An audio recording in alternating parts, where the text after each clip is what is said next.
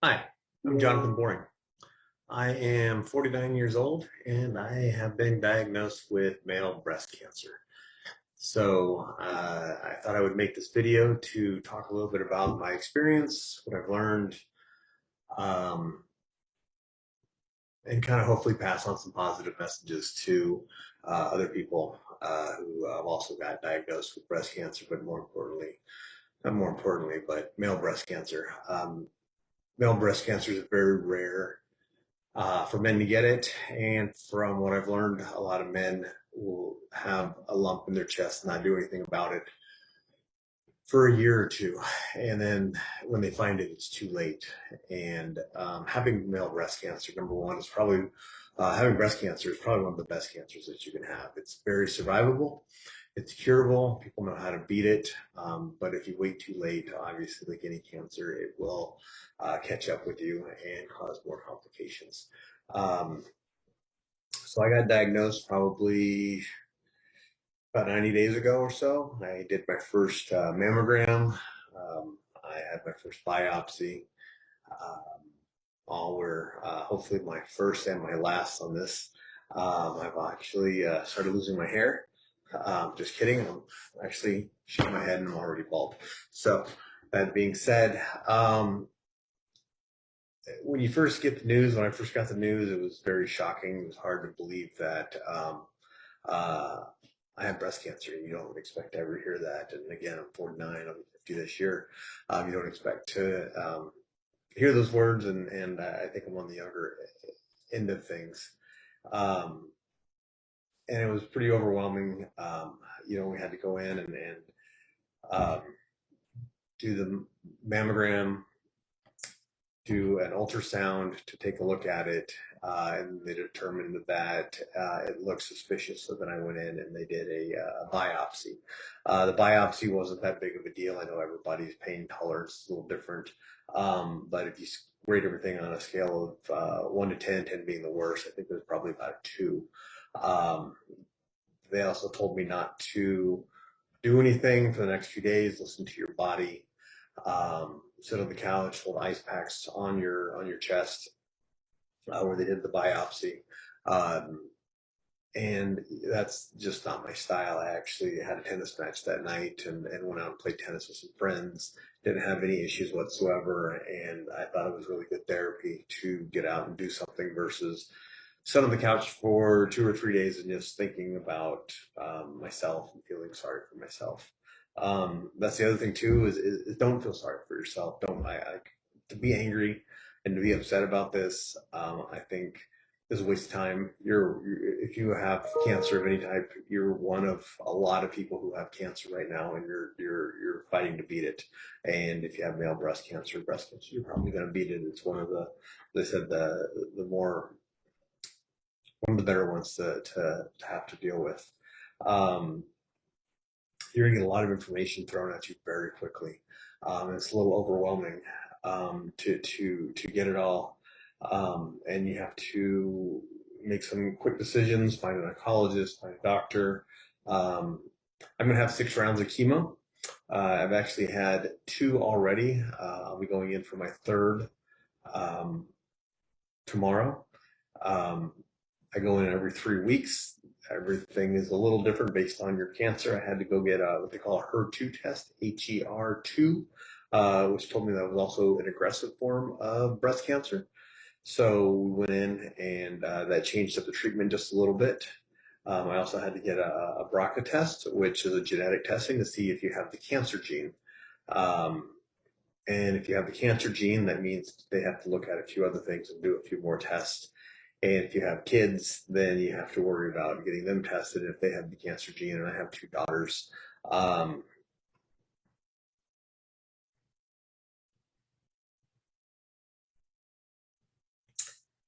and,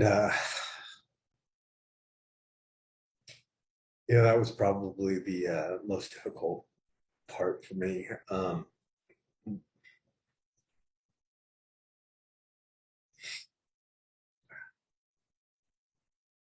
Sorry.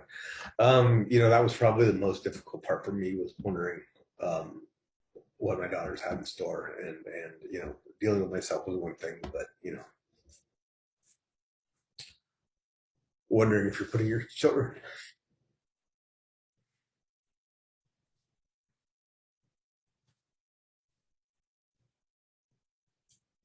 Sorry. Um, Wondering if you're going to put your children in harm's way was probably the hardest part of this whole thing. But I came back with the genetic testing, came back clean, didn't have to worry about my daughters. Um, my personal strategies, I didn't tell anybody in the household until I knew what it was. I wanted to have a game plan.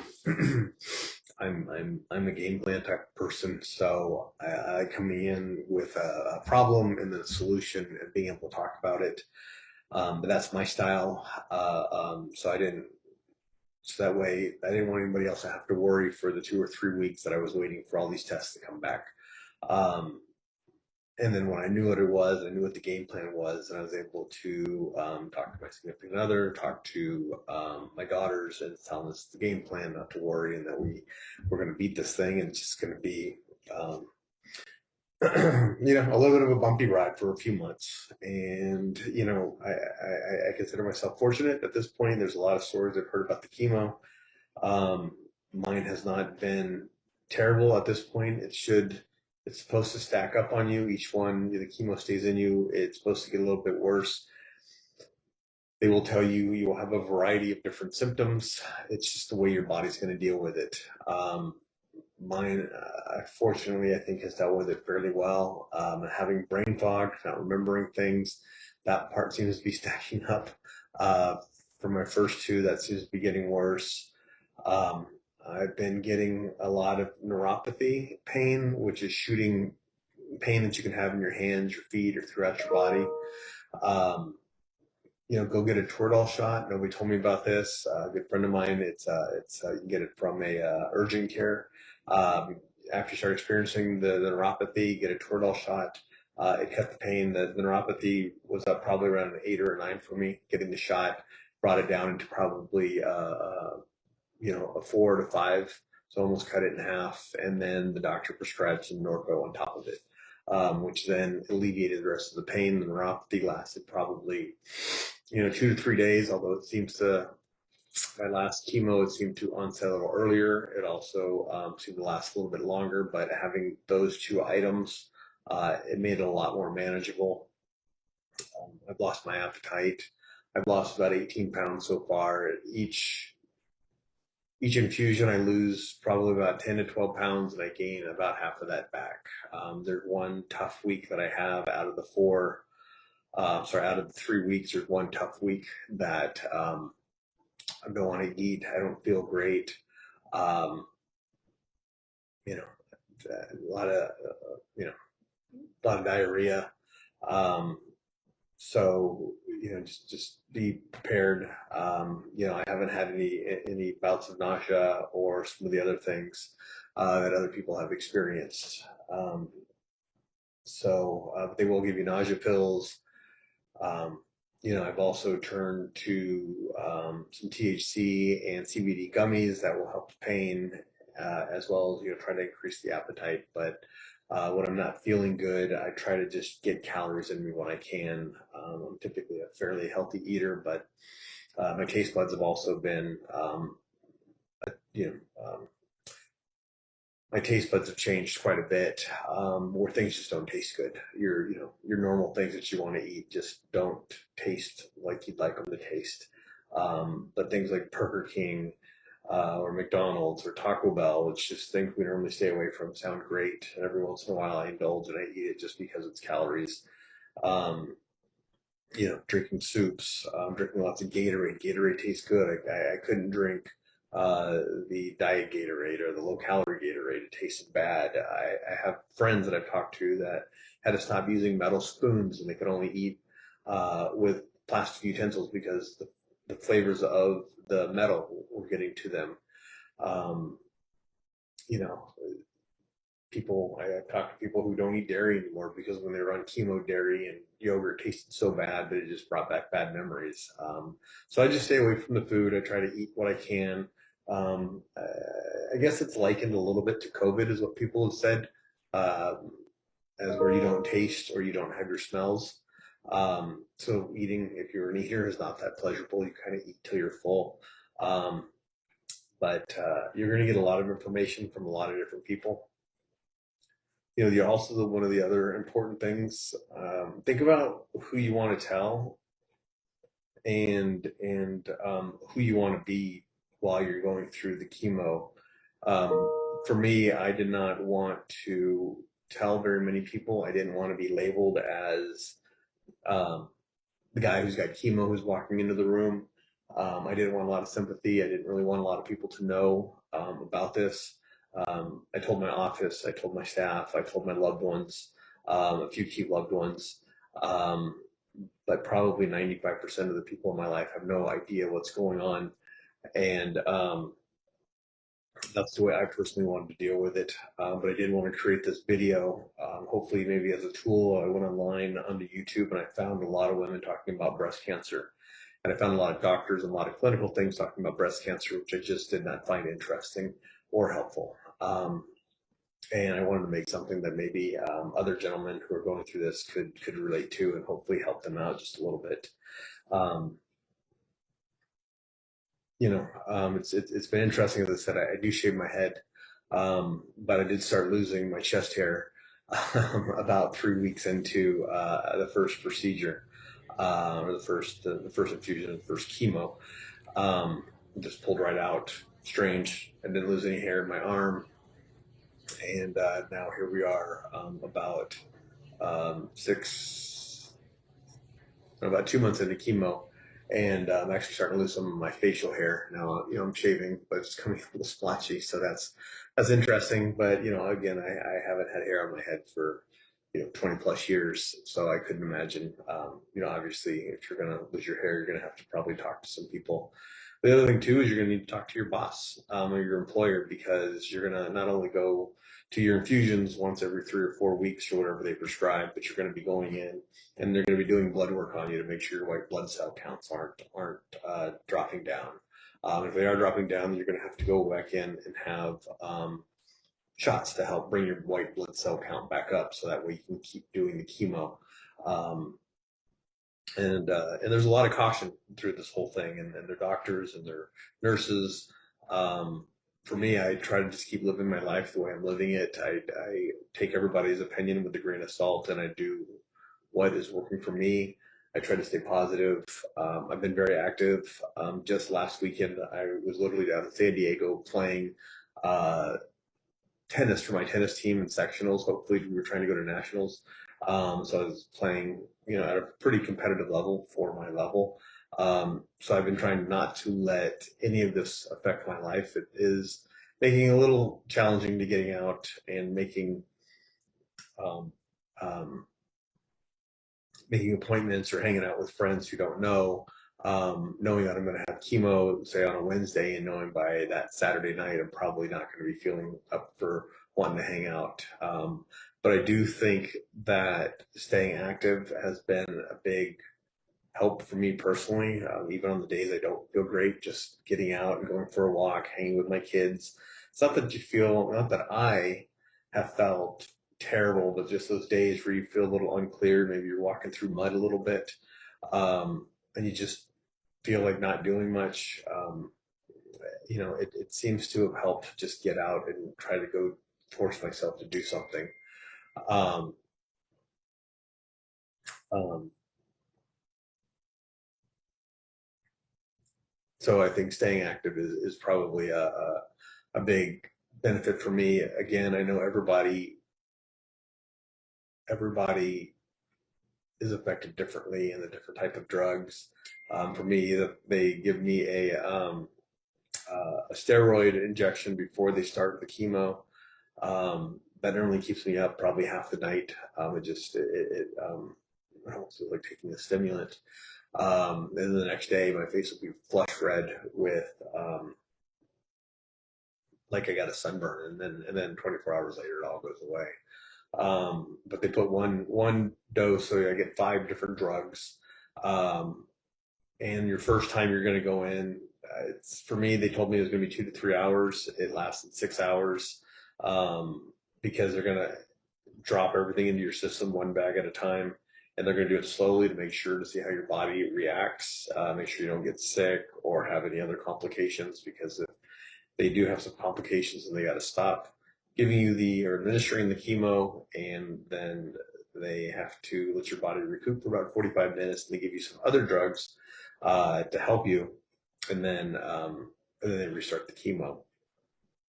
Second time around, I got out in about 4 hours, and I'm hoping tomorrow I'll get out maybe in about three, and I'll stick around 3 hours. Um, so right now, I think I look okay.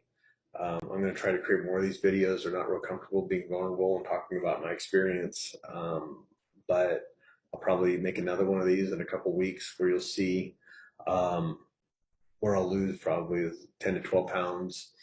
My eyes will be more sunken in, and I think I look more like Walking Death. I think I actually look worse than I feel. And then I don't know if you can see these, but I get little lesions, scabs, things bubbling up um, on me and my arms. Sunscreen is important. If you're losing your hair, something I've known for years, put sunscreen on your head. But your skin's going to be a lot more sensitive to light in general, so I would buy some sunscreen. I'll report back on what I'm wearing, but it's a daily sunscreen applicator that I can put on that doesn't smell like sunscreen, that keeps me protected from the sun on a daily basis. I've also used more moisturizing cream. My face will get dried out. I shaved 4 or 5 days after my first chemo. Um, my skin was paper thin. It just kind of ripped through my skin and it looked like I had razor rash. And then, since your white blood cell counts are low, you're not recovering very fast. So it really makes you look even worse to walk around for a week as your face has razor rash and skin burns and all kinds of other stuff. So I'll shave before I go in for chemo. Um, and then I will normally wait a week and then I'll shave again. Of course, now that I'm losing my facial hair, it's coming in a lot more patchy. So I'm not sure what I'm going to do, but I keep making adjustments. But again, I put sunscreen on. I'm using moisturizer, um, doing everything I can do to just take care of my skin, not for any vain purposes, but just to look. I guess it is a vain purpose. Just to look better, to make sure, yeah, try to take care of as much of my skin as possible. Um, Again, you'll need to probably talk to your employer. I'm fortunate. I have my own business, and I've told my staff they've been incredibly supportive. And everybody I'm seeing is local to where I'm at. But as I said, there's still a lot of doctor's appointments. Especially at the beginning, I was going into the doctor probably 4 times a week for different shots and different types of things where they're gonna, either take a little bit of blood from you, or they're gonna prick your finger. Um, so just be ready for all the inconvenience. Make sure to take a lot of notes, ask a lot of questions. I'm a question asker. The doctors don't always like to be challenged. I hate to look at it as being challenged, but like, this is your body, this is your treatment. Um, bring somebody with you and take notes, because you'll start getting a little bit foggy and lose your train of thought. The part's not a lot of fun. So, the other thing that I had also noticed is I get these intermittent runny noses, and I didn't know that it was part of the chemo. I thought it was just part of the weather changing in the spring, and so I kept rubbing my nose with my hand or with a Kleenex that I would have next time. No, not a Kleenex, but with like a paper towel, and I ended up rubbing the inside of both of my noses right here raw until they were bleeding, because my body's not healing that quickly. So if you do start, and it'll just be a massive runny nose that will happen for about 5-10 minutes. So make sure you have soft tissues around so you don't scrape your nose up either. Sorry, I'm looking over here. I made notes on the things that I wanted, but really, I think one of the best tips that I can leave you with today is don't feel sorry for yourself. Put you guys have one of the last tips that I think I can leave you with today is don't feel sorry for yourself. Um, again, so many other people have cancer right now. It's unlucky that you have it, but you can fight through this thing. Um, it is a pain in the ass. I can tell you that much. But we're here to live. There's a lot of things that I still have yet to do, and things that I want to do, and things that I'm doing now to get through this thing. And you'll get through it. It'll be, as a friend told me, who also had male breast cancer. It's like being on an airplane with a little bit of turbulence. It's a bumpy ride. Nobody enjoys it. But the turbulence ends and the plane lands, and we're going to move on. So that's kind of where we're at today. Again, people have gone through this. People have gone through a lot worse. Um, Fight on, work hard. For me, as I said, I'm having these infusions every 3 weeks. I try to plan something fun for me and the family, or just for myself, like this tennis thing on the weekends or the weeks that I do feel good, to get out. And I try to plan things on the weekends that I know I'm going to be feeling good, or around the times that I'm going to be feeling good, just so that way I have something to look forward to. Tomorrow, when I go in, that'll be third, so I'll be halfway through this thing. Um, when I first started the very first one, I was scared, I was nervous, I was uncomfortable. And you kind of get used to it, and you make friends with the nurses, and they're here. They want to help you, and you know, I, being halfway through seemed like an eternity. And now I got three of them in me, and I got three more left to go, and I'm 50% down. It's the halfway mark, and I'm excited. At the end of this thing, I'll have some sort of a lumpectomy, maybe a mastectomy. I'm probably going to lose my nipple, but my swimsuit days are over, so that's not too big of a deal. Um, um, but as the older you get, the more weathered your skin and the more scars that show you've had life. So, it is what it is, but, I can choose to live and whatever it needs to do to get this thing out of my body and to move on with my life is what I'm going to do. Um, I hope this video has helped some of you somewhere along the line. Um, Feel free to leave your comments below. I'd be more than happy to reach out and talk to you. Um, and as I said, I'll try to give you some of these updates more throughout this whole procedure, and add a little bit more to this. I'll try to put a picture of me before I started the chemo, which I was obviously 18 pounds heavier, and probably a little fresher than what I look now. But also, we don't have another video a couple weeks after my next infusion where I'll probably look a little bit worse. But again, it is what it is. Keep fighting, stay positive. There's a lot going on, but there's still a lot of great things, and this should not. Don't let it take you down. Don't let it take you down mentally. Keep fighting the good fight. Signing off.